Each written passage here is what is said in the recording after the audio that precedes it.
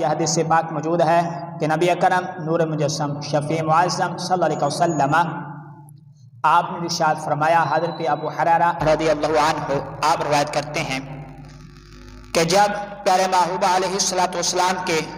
غلاموں نے سرکار علیہ السلام کی بارگاہ میں صدقہ فطر اس کو پیش کیا تو پیارے محبوب علیہ السلام نے حضرت ابو حریرہ رضی اللہ عنہ آپ کی ڈیوٹی لگائی کہ اس صدقہ فطر کے مال کی نگرانی کریں تاکہ اس صدقہ فطر کے مال سے کسی قسم کے لحاظ سے بھی کوئی کمی بیشی نہ واقع ہو۔ تو حضرت ابو حریرہ رضی اللہ عنہ آپ فرماتے کہ پیارے محبوب علیہ السلام نے مجھے رمضان کے صدقہ فطر کے حفاظت کے لیے مقرر فرما دیا کہ تم نے اس کی نگرانی کرنی ہے۔ تو آپ فرماتے ہیں کہ بس جو صدقہ فطر پیارے محبوب علیہ السلام نے میرے ذمے لگایا تھا اس کی نگرانی آپ فرماتے کہ جس جگہ پر جس مقام پر اس مال کو رکھا گیا تو حضرت ابو حریرہ رضی اللہ عنہ آپ فرماتے کہ جس مال کی حفاظت کے لیے پیارے محبوب علیہ السلام نے میری ڈیوٹی لگائی تھی میں نے اس مال کی حفاظت کے لیے اپنی ڈیوٹی کو سر انجام دیا کہ جب اس مال میں سے پہلے دن ایک آنے والا آیا اور اس نے اس مال میں سے کچھ مال کو لے کر جانے کی کوشش کی تو حضرت ابو حریرہ رضی اللہ عنہ آپ فرماتے کہ میں نے اسے پکڑ لیا اور پکڑنے کے بعد کہا کہ رب ذوالجلال کے پیارے محبوب علیہ السلام نے میری اس مال کے لیے ڈیوٹی لگائی تھی اور تو اس مال میں سے مال کو چرا کر لے جانے کی کوشش کر رہا ہے، لہذا میں تمہیں پیارے محبوب علیہ السلام کی بارگاہ میں پیش کروں گا۔ تو سامنے کلام حضرت ابو حریرہ رضی اللہ عنہ آپ فرماتے کہ اس نے آگے سے منت سماجت کی اور کہا کہ میں محتاج ہوں، مجھے شدید قسم کی حاجت ہے۔ تو حضرت ابو حریرہ رضی اللہ عنہ آپ فرماتے ہیں کہ مجھے اس پر ترس آیا اور میں نے اسے چھوڑ دیا۔ اب اس کے بعد جب میں پیارے محبوب علیہ السلام کی بارگاہ میں حاضر ہوا صبح کے وقت نماز کے لیے تو پیارے محبوب علیہ السلام نے میرے بتانے سے پہلے ہی مجھ سے پوچھا، اے ابو حریرہ رات والے قیدی کا کیا بنا؟ اب حضرت ابو حریرہ رضی اللہ عنہ آپ حیران تو ہوئے کہ ابھی میں نے سرکار علیہ السلام کی بارگاہ میں جو رات والا مسئلہ تھا اسے پیش نہیں کیا تو پیارے محبوب علیہ السلام نے پہلے سے ہی پوچھ لیا۔ تو آپ نے سرکار علیہ السلام کی بارگاہ میں عرض کیا کہ یا رسول اللہ صلی اللہ علیہ وسلم ایک آنے والا آیا، اس نے مال چرا کر لے جانے کی کوشش کی تو میں نے اسے پکڑ لیا،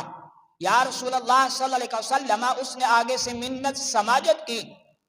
مجھے ترس آیا اور میں نے اسے چھوڑ دیا۔ اب پیارے محبوب علیہ السلام آپ نے ارشاد فرمایا، اے ابو حریرہ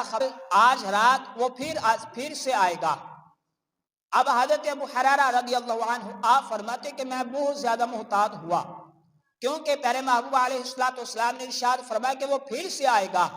اب سرکار علیہ السلام کی زبان سے نکلے ہوئے الفاظ آپ فرماتے کہ مجھے اس قدر اس کا یقین تھا کہ وہ آج رات پھر سے آئے گا۔ آپ فرماتے کہ میں نے اس مال کی حفاظت کے لیے پھر ڈیوٹی لی دی۔ اب آدھی رات سے وقت زیادہ گزرا تو وہ آنے والا پھر سے آیا، میں نے اسے پکڑا، پکڑنے کے بعد اس نے آگے سے پھر سے منت سماجت کی اور مجھے کہا کہ مجھے شدید قسم کی حاجت ہے، لہذا مجھ پر رحم کر اور مجھے جانے دے، میں دوبارہ نہیں آؤں گا۔ اب حضرت ابو حریرہ رضی اللہ عنہ آپ فرماتے ہیں کہ مجھے اس کے منت سماجت کرنے پر اس پر رحم آیا اور میں نے اسے چھوڑ دیا۔ اب دوسرے دن آپ فرماتے ہیں کہ جب میں نے چھوڑ دیا تو صبح کے وقت سرکار علیہ السلام کی بارگاہ میں حاضر ہوا تو پیارے محبوب علیہ السلام نے ارشاد فرمایا، اے ابو حریرہ رات والے قیدی کا کیا بنا؟ عرض کیا کہ یا رسول اللہ صلی اللہ علیہ وسلم آنے والا آیا تھا، مال لے کر جانے کی کوشش کی، میں نے پکڑ لیا، یا رسول اللہ صلی اللہ علیہ وسلم اس نے گر گرانا شروع کر دیا، منت سماجت کی، مجھے اس پر ترس آیا اور میں نے اسے پھر سے چھوڑ دیا اور اس نے میرے ساتھ وعدہ کیا ہے کہ وہ دوبارہ نہیں آئے گا، تو پیارے محبوب علیہ الصلوۃ والسلام نے مسکراتے ہوئے ارشاد فرمایا، اے ابو حریرہ، اگرچہ وہ تیرے ساتھ وعدہ کر گیا ہے لیکن آج رات وہ پھر سے آئے گا۔ اب حضرت ابو حریرہ رضی اللہ عنہ آپ فرماتے ہیں کہ تیسرے دن بھی میں نے ڈیوٹی دی، آدھی رات گزرنے کے بعد وہ آنے والا آیا اور مال کو لے جانے کی کوشش کی۔ آپ فرماتے کہ میں نے اسے پھر سے پکڑ لیا اور میں نے کہا کہ آج میں تجھے نہیں چھوڑوں گا۔ کیونکہ تو پہلی رات آیا، منت سماجت کی، میرے ساتھ وعدہ کیا، لیکن اس کے باوجود تو نے وعدہ خلافی کی ہے۔ دوسرے دن آیا، تو نے پھر منت سماجت کی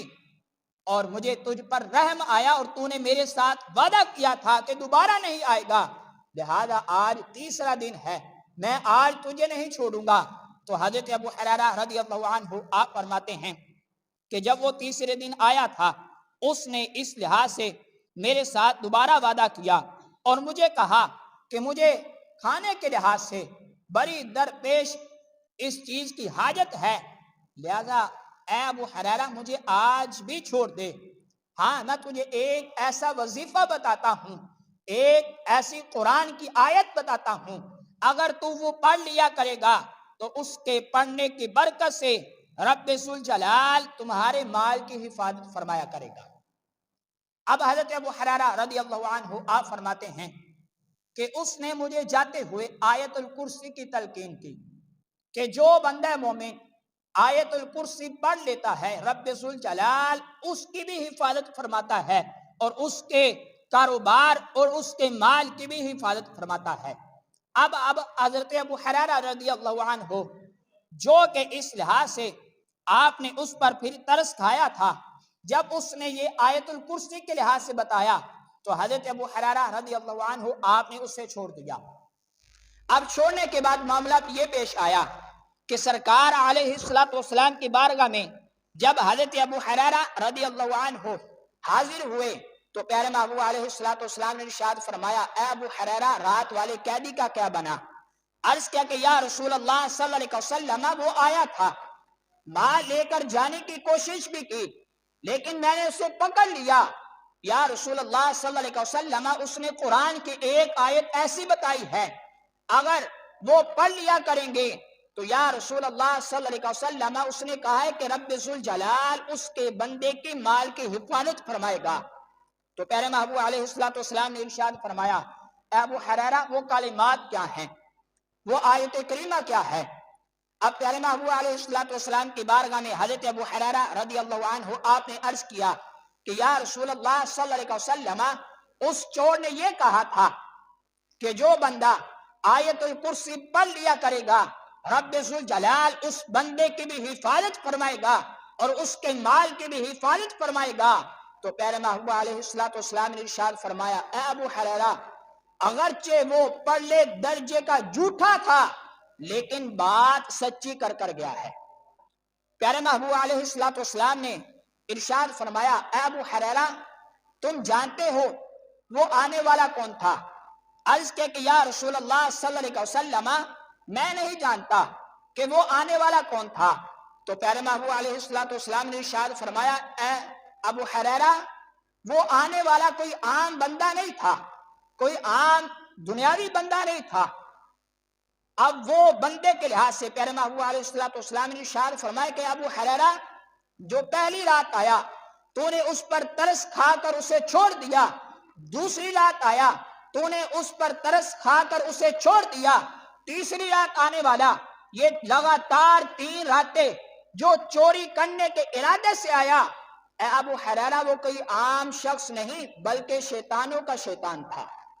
اب پیارے محبوب علیہ السلام نے اس لحاظ سے حضرت ابو حریرہ رضی اللہ عنہ آپ کو یہ ارشاد فرمایا، اے ابو حریرہ، وہ آنے والا پرلے درجے کا جھوٹا تھا، لعنتی تھا، اور آنے والا کوئی عام بندہ نہیں بلکہ وہ شیطان تھا۔ تو سامعین کرام، اسی طرح پیارے محبوب علیہ السلام نے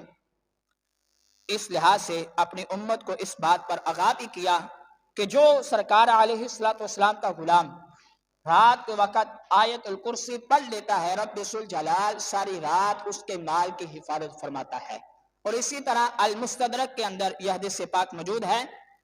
وہاں پر بھی آیت الکرسی کے لحاظ سے ہی ذکر ہے،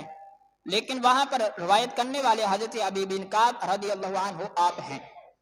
اور یہاں پر ذکر صرف رات کا نہیں بلکہ پیارے محبوب علیہ السلام نے ارشاد فرمایا کہ جو بندہ مومن دن کے وقت صبح کے وقت آیت الکرسی پڑھے گا، رات تک رب ذوالجلال اس کی اور اس کے مال کی حفاظت فرمائے گا، اور جو بندہ مومن رات کے وقت آیت الکرسی پڑھے گا، رب ذوالجلال رات بھر اس کی اور اس کے مال کی حفاظت فرمائے گا۔ چند آیات کے لحاظ سے پیارے محبوب علیہ السلام نے اس بات کو ذکر فرمایا ہے کہ قرآن پڑھنے کی بڑی ہی برکتیں ہیں، اور یہ حدیث شریف کے اندر بھی صدقات جو بندہ مومن رمضان شریف کے اندر ادا کرتا ہے، چاہے وہ زکوٰۃ کی صورت میں ہو یا پھر صدقات کی صورت میں ہو یا پھر صدقہ فطر کی صورت میں ہو۔ اب اس لحاظ سے اس حدیث شریف کے اندر بھی یہ بات موجود ہے المستدرک کے اندر، حضرت معاذ بن جبل رضی اللہ عنہ آپ سے سرکار علیہ السلام کے ایک غلام جن کا نام حضرت اسود ہے رضی اللہ عنہ، آپ نے عرض کیا کہ آپ ہمیں وہ شیطان والا قصہ سنائیں کہ جو آپ کے ساتھ پیش آیا۔ تو حضرت معاذ بن جبل رضی اللہ عنہ آپ نے فرمایا کہ نبی علیہ السلام کی بارگاہ میں جب ہم نے رمضان کے اندر یا پھر رمضان کے علاوہ بھی مال جمع کیا تو پیارے محبوب علیہ السلام نے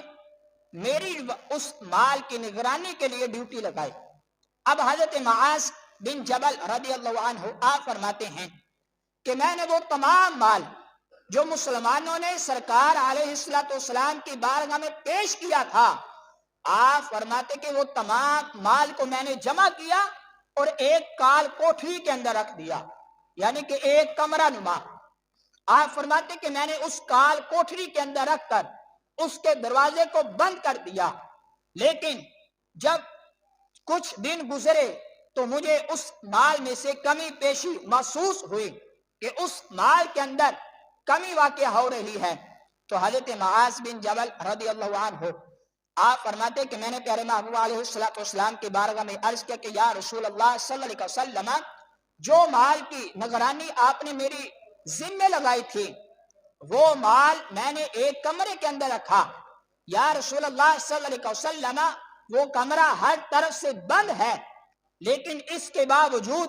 اس مال میں سے کمی واقع ہو رہی ہے۔ تو پیارے محبوب علیہ السلام نے ارشاد فرمایا اے معاذ بن جبل، وہ مال کوئی عام بندہ نہیں بلکہ ایک شیطان لے کر جا رہا ہے۔ اب حضرت معاذ بن جبل رضی اللہ عنہ آپ فرماتے ہیں کہ میں نے اس کال کوٹھی کے اندر اپنے آپ کو داخل کیا اور میں نے اس کال کوٹھی کا دروازہ اندر سے بند کر دیا اور میں اس کمرے کے اندر رہا۔ آپ فرماتے ہیں کہ حضرت معاذ بن جبل رضی اللہ عنہ آپ فرماتے کہ کچھ وقت گزرا، وقت گزرنے کے بعد ایک دم سے ایک اندھیرا چھا گیا۔ اندھیرا چھانے کے بعد آپ فرماتے ہیں کہ اس اندھیرے نے اس کمرے کو بھی اپنی لپیٹ کے اندر لے لیا کہ ابھی رات کا وقت ہوا نہیں تھا، لیکن آپ فرماتے ہیں کہ اس کمرے کے اندر اندھیرا جب چھا گیا تو میں نے اس لحاظ سے اپنے آپ کو ایک چادر کے اندر چھپا لیا کہ دیکھو تو صحیح کہ وہاں کون آ رہا ہے۔ حضرت ابو ہریرہ رضی اللہ عنہ اور سرکار علیہ السلام کے غلام حضرت معاذ بن جبل رضی اللہ عنہ آپ فرماتے ہیں کہ جب میں نے اپنے آپ کو ایک چادر کے اندر چھپایا، چھپانے کے بعد آپ فرماتے کہ ایک بندہ آنے والا آیا، پہلے یوں محسوس ہوا کہ وہ ایک ہاتھی ہے، اس کے بعد آپ فرماتے کہ اس نے کوئی اور صورت اختیار کی، اور اس کے بعد وہ دروازے کی جو پھٹن سی، یعنی کہ دروازے کے اندر جو سوراخ تھا، اس سوراخ کے وہ بندہ اندر داخل ہو گیا۔ آپ فرماتے کہ میں یہ ماجرا دیکھ رہا تھا کہ دروازہ تو بند ہے، اس کی پھٹن یعنی کہ سوراخ سے وہ بندہ اندر آیا اور مال کو لے جانے کی اس نے کوشش کی۔ تو حضرت معاذ بن جبل رضی اللہ عنہ آپ فرماتے کہ میں نے اس کی کلائی سے اس کو پکڑ لیا۔ کلائی سے پکڑنے کے بعد آپ فرماتے کہ میں نے اس سے کہا اے خدا کے دشمن، تیرا مال تو یہ مسلمانوں کے مال میں سے مال کو چرا کر لے جانے کی کوشش کر رہا ہے، لہذا میں تجھے سرکار علیہ السلام کی بارگاہ میں پیش کروں گا۔ تو حضرت معاذ بن جبل رضی اللہ عنہ آپ فرماتے کہ اس نے جواب کے اندر مجھے کہا کہ آپ مجھے چھوڑ دیں، میں ایک برا آدمی ہوں، فقیر آدمی ہوں، اور میں نصیبین کے جنات میں سے ہوں، یعنی کہ میں کوئی عام بندہ نہیں بلکہ ایک جن ہوں، اور تمہارے نبی علیہ السلام کی تشریف آوری سے پہلے یہ علاقہ ہمارا مسکن ہوا کرتا تھا، ہمارا یہ علاقہ گھر ہوا کرتا تھا، لیکن تمہارے نبی کے تشریف آوری پر رب ذوالجلال نے ہمیں اس علاقے سے دور کر دیا ہے، ہمیں اس علاقے سے نکال دیا ہے۔ تو حضرت معاذ بن جبل رضی اللہ عنہ آپ فرماتے کہ جب اس نے یہ بات کہی کہ مجھے چھوڑ دو، میں فقیر ہوں، برا آدمی ہوں، کیونکہ وہ ایک انسانی شکل میں آیا تھا، تو حضرت معاذ رضی اللہ عنہ آپ فرماتے کہ مجھے اس پر ترس آیا اور میں نے اسے چھوڑ دیا۔ اب صبح کے وقت جب نماز فجر کے لیے میں گیا تو پیارے محبوب علیہ السلام نے مجھے آواز دے کر پوچھا، اے معاذ، رات والے قیدی کا کیا بنا؟ تو حضرت معاذ رضی اللہ عنہ آپ فرماتے کہ میں ہکا بکا رہ گیا کہ ابھی تو میں نے رات والے قصے کو سرکار علیہ السلام کی بارگاہ میں پیش نہیں کیا، تو پیارے محبوب علیہ السلام نے پہلے سے پوچھ لیا ہے۔ تو آپ فرماتے ہیں کہ بہرحال میں نے ساری بات سرکار علیہ السلام کی بارگاہ میں پیش کی، تو پیارے محبوب علیہ السلام نے ارشاد فرمایا، اے معاذ، وہ آج پھر سے آئے گا۔ آپ فرماتے ہیں کہ جب سرکار علیہ السلام نے دوسرے دن کہا تو میں نے اسی طرح اپنے آپ کو اس کمرے کے اندر بند کیا، اور وہ آنے والا اسی سوراخ سے دوبارہ آیا۔ جب جانے لگا تو میں نے اسے پکڑ لیا کہ تو پچھلی رات بھی میرے ساتھ وعدہ کر گیا تھا کہ دوبارہ نہیں آئے گا، لیکن آج پھر تو شرارت کرنے کے لیے آ گیا ہے، لہذا میں تجھے سرکار کی بارگاہ میں پیش کروں گا۔ تو حضرت معاذ رضی اللہ عنہ آپ فرماتے کہ مجھے اس نے کہا کہ آج مجھے چھوڑ دو، میں تمہیں ایک ایسا وظیفہ بتاتا ہوں کہ جو تم پڑھ لیا کرو گے تو رب ذوالجلال تمہارے مال کی حفاظت فرمایا کرے گا، کہ تمہارے مال میں سے کسی قسم کی کوئی کمی پیشی واقعہ نہیں ہوگی۔ تو حضرت معاذ رضی اللہ عنہ آپ فرماتے کہ میں نے اس سے کہا ٹھیک ہے، بتاؤ بات کیا ہے؟ تو اس نے کہا کہ جو شخص، جو بندہ سورۃ البقرہ کی آخری آیات پڑھ لے گا، رب ذوالجلال اس کی بھی حفاظت فرمائے گا اور اس کے گھر والوں کی بھی حفاظت فرمایا کرے گا۔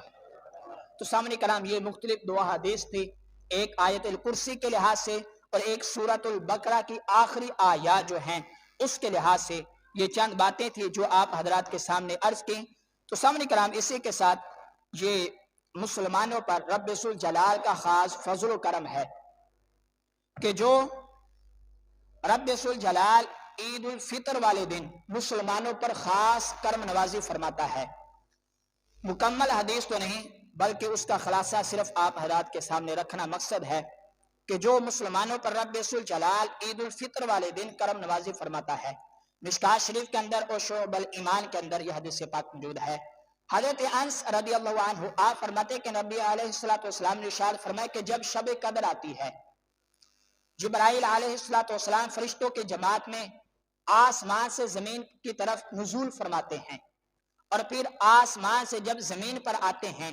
اور ہر وہ بندہ جو کھڑا ہو یا پھر بیٹھا ہو، یعنی کہ رب ذوالجلال کا ذکر کر رہا ہو کھڑے ہو کر یا پھر بیٹھ کر، تو رب ذوالجلال کے وہ نورانی فرشتے ان کو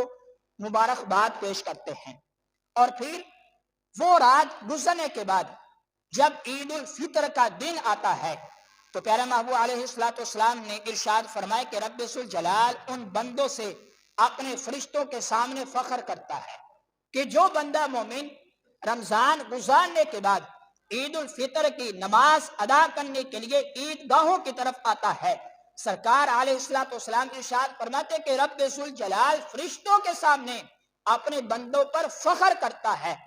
اے فرشتوں، یہ وہ میرے بندے ہیں کہ جنہوں نے میری رضا کے لیے رمضان کے روزے رکھے، عبادتیں کی، اے فرشتوں آج میں ان سے راضی ہوں۔ تو فرشتے عرض کرتے ہیں اے مالک و مولا، ہم تیری بارگاہ میں یہ عرض کرتے ہیں کہ ان کو آج پوری پوری مزدوری دی جائے، اجرت دی جائے، تو رب ذوالجلال ارشاد فرماتا ہے فرشتوں تم نے ٹھیک کہا ہے کہ میرے بندوں نے مجھے راضی کیا، اور مجھے راضی کرنے کے لیے رمضان شریف کے اندر عبادتیں کی۔ اے فرشتوں میں نے ان کی عبادتوں کو بھی قبول فرمایا۔ اے فرشتوں جو انہوں نے اپنا فریضہ سر انجام دیا ہے، میں اس کے بدلے میں ان کی تمام دعاؤں کو قبول فرما لیتا ہوں۔ اور پھر رب ذوالجلال ارشاد فرماتا ہے فرشتوں مجھے اپنی عزت و جلال کی قسم اور اپنی بلندی کی قسم کہ میں ان کی تمام دعاؤں کو قبول فرماتا ہوں، اور ان کے عید کی نماز پڑھنے سے جب یہ واپس جائیں گے، نماز پڑھ لیں گے، تو پیارے محبوب علیہ السلام نے ارشاد فرمایا کہ عید کی نماز پڑھنے کے بعد گھر واپس جانے تک رب ذوالجلال ان تمام لوگوں کی بخشش فرما دیتا ہے۔ تو سامنے کرام یہ چند باتیں تھی جو آپ حضرات کے سامنے رکھیں، اور آپ دوست احباب کے سامنے ایک مختصر سا اعلان بھی ہے کیونکہ 7 منٹ بقیہ رہ گئے ہیں۔ ایک تو رمضان شریف کے اندر جس طرح کہ آپ دوست احباب کے سامنے اعلان کیا تھا کہ مسجد کی جو جگہ ہے یہ ہمارے لیے کم ہے، کہ یہ ماشاءاللہ نچلا حال اور اوپر والا حال یہ رمضان کے علاوہ بھی جو جمعۃ المبارک ہوتا ہے اس پر مکمل ہو جاتا ہے، اور جو تیسری منزل سب سے اونچی چھت ہے اس پر بھی دوست احباب پھر نماز جمعہ بھی ادا کرتے رہے رمضان شریف کے اندر، اور بعض اوقات بارش کا موسم بھی ہوا 1 سے 2 جمعوں کے اندر، اور بڑی پریشانی کی لحاظ سے دوست احباب جو محلے دار ہیں وہ پھر بڑی پریشانی کا شکار ہوتے ہیں، اور دوست احباب نے ماشاءاللہ تعاون بھی کیا، لیکن آپ دوست احباب جانتے ہیں کہ جو لینٹر ڈالا جاتا ہے اس کے لیے اخراجات زیادہ ہیں۔ اگر آپ نیت کریں کہ کم از کم آپ 1,000 روپے مسجد کی تعمیر کے اندر حصہ ڈالیں گے تو انشاءاللہ جو تیسری منزل ہے وہ ہماری لینٹر کی وہ مکمل ہو جائے گی۔ اور آپ دوست احباب اس لحاظ سے نیت کریں کہ کوشش کریں کہ مسجد کے ساتھ بھرپور انداز کے ساتھ تعاون کریں، اور ابھی یہ دوست احباب آپ کی طرف آ رہے ہیں یہ نچلے حال کے اندر بھی، اور جو دوسرا حال ہے اس پر بھی میں نے ایک بچے کی ڈیوٹی لگائی ہے، وہ بھی آپ کی طرف خود آتا ہے، آپ نے اپنی جگہ پر تشریف فرما ہونا ہے، یہ آپ کی طرف آئیں گے۔ حسب توفیق کوشش کریں کہ جتنا ہو سکے تعاون کریں، کم از کم کوشش کریں کہ جو ابھی دے سکتا ہے کم از کم 1,000، لیکن جو دوست احباب کم دے سکتے ہیں ضروری نہیں کہ 1000 ہی دینا ہے، کوشش کریں کہ جو دے سکتا ہے وہ دے دے، یا پھر بعد میں کوشش کرے کہ کم از کم 1,000 کی نیت کرے کہ وہ عید الفطر کے بعد بھی آپ کے تعاون سے جو معاملات طے ہوتے ہیں، آپ نے تعاون کیا ماشاءاللہ دوسری منزل بھی تیار ہوئی، اور آپ تعاون کریں گے انشاءاللہ تیسری منزل بھی تیار ہو جائے گی، اور جو دوست احباب اوپر والے دوسرے حال میں ہے وہ بھی جلدی جلدی یہ گھرائی کر لیں، اور جو تیسرے حال پر ہے ان سے بھی گزارش ہے کہ وہ دوست احباب کے پاس خود جائیں، دوست احباب اپنی جگہ پر تشریف فرما۔ اور اس کے ساتھ ساتھ آپ نماز عید الفطر کا جو طریقہ ہے اس کو بھی سماعت فرما لیں۔ 2 رکعت نماز عید الفطر واجب زائد 6 تکبیروں کے، دوبارہ سماعت فرمائیں، 2 رکعت نماز عید الفطر، جی جی جی 2 رکعت نماز عید الفطر واجب زائد 6 تکبیروں کے، منہ خانہ کعبہ کی طرف، پیچھے اس امام کے، اللہ اکبر۔ یہ نیت ہے جب آپ نے اللہ اکبر کہنا ہے زیر ناف اپنے ہاتھوں کو باندھ لینا ہے، اس کے بعد ثنا پڑھی جائے گی سبحانک اللہم و بحمدک، یہ ثنا پڑھی جائے گی، اس کے بعد 3 تکبیریں کہی جائیں گی، اللہ اکبر کہہ کر اپنے ہاتھوں کو اپنے کانوں تک بلند کرنا ہے اور چھوڑ دینا ہے، دوسری تکبیر میں پھر اللہ اکبر اپنے ہاتھوں کو بلند کر کے چھوڑ دینا ہے، تیسری تکبیر اللہ اکبر کہہ کر اپنے ہاتھوں کو زیر ناف باندھ لینا ہے، اس کے بعد الحمد شریف پڑھی جائے گی اور اس کے ساتھ سورت ملائی جائے گی، رکوع ہوگا، سجود ہوگا، اور اس کے بعد دوسری رکعت کے لیے کھڑے ہو جائیں گے، اس کے بعد میں تلاوت کروں گا الحمد شریف کی، اور اس کے بعد کوئی سی بھی ساتھ سورت ملائی جائے گی، اور سورت کے بعد 4 تکبیریں کہی جائیں گی، پہلی تکبیر اللہ اکبر اپنے ہاتھوں کو بلند کر کے کانوں تک چھوڑ دینا ہے۔ دوسری تکبیر اللہ اکبر اپنے ہاتھوں کو بلند کر کے چھوڑ دینا ہے۔ تیسری تکبیر اللہ اکبر اپنے ہاتھوں کو بلند کر کے چھوڑ دینا ہے۔ اور جو چوتھی تکبیر ہے اس پر اپنے ہاتھوں کو بلند نہیں کرنا بلکہ وہ رکوع کی تکبیر ہوگی۔ اللہ اکبر جب چوتھی تکبیر کہی جائے گی وہ رکوع کی تکبیر ہوگی اور ہم رکوع کریں گے، اور اس کے بعد سجود ہوگا، تشہد ہوگی، اور اس کے بعد سلام پھیر دیا جائے گا۔ اور پھر اس کے ساتھ نماز مکمل ہونے کے بعد 2 خطبے ہوں گے،